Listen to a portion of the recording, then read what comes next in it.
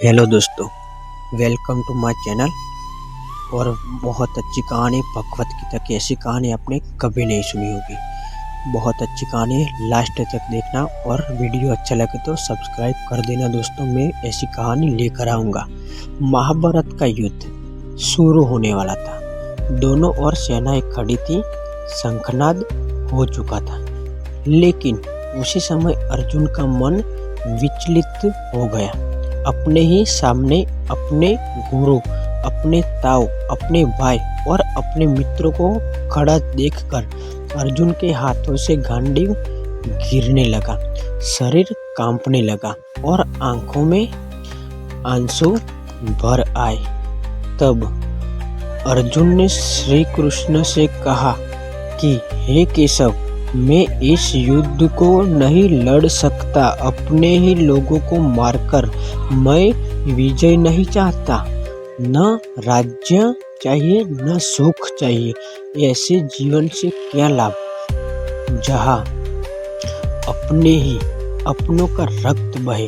अर्जुन ने कहा कि पाप करके मिला राज्य मुझे स्वीकार नहीं।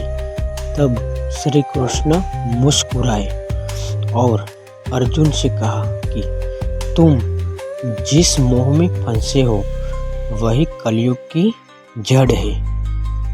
तुम शरीर को अपना मान बैठे हो, जबकि आत्मा न जन्म लेती है। बहुत अच्छी कहानी देखना। आत्मा न जन्म लेती है और न मरती है। आत्मा शाश्वत है, अमर है, केवल शरीर बदलता है। जैसे मनुष्य पुराने वस्त्र त्याग कर नए वस्त्र धारण करता है, वैसे ही आत्मा एक शरीर छोड़कर दूसरे शरीर में प्रवेश करती है।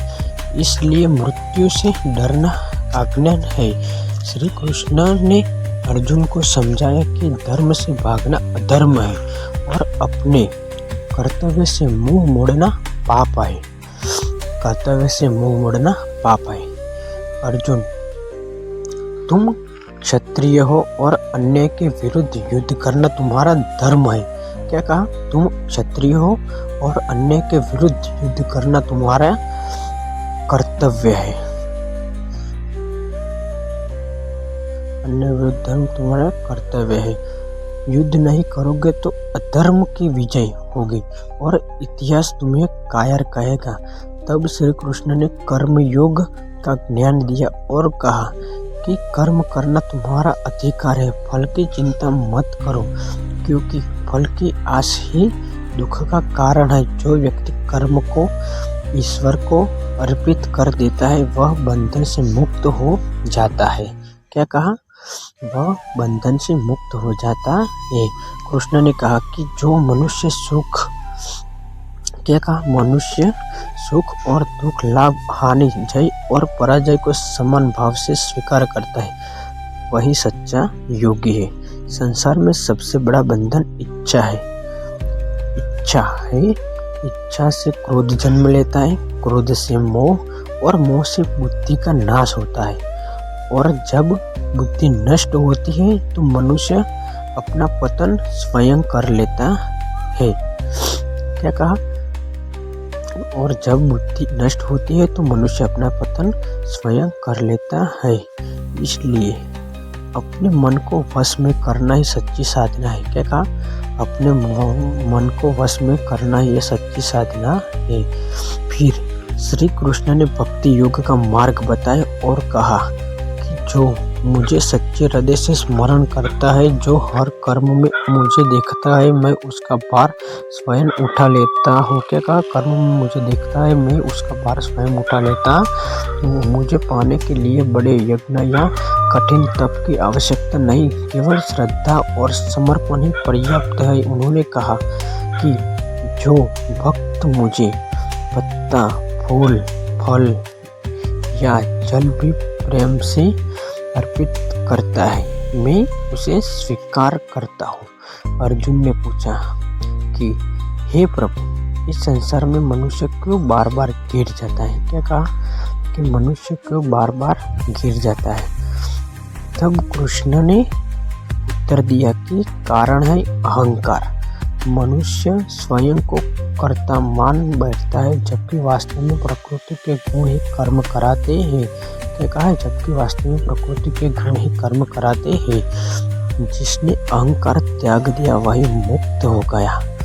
अहंकार त्याग लिया वही मुक्त हो गया। और जो स्वयं को सर्वश्रेष्ठ मानता है वही बंधन में पड़ जाता है। अंत में श्री कृष्ण ने अर्जुन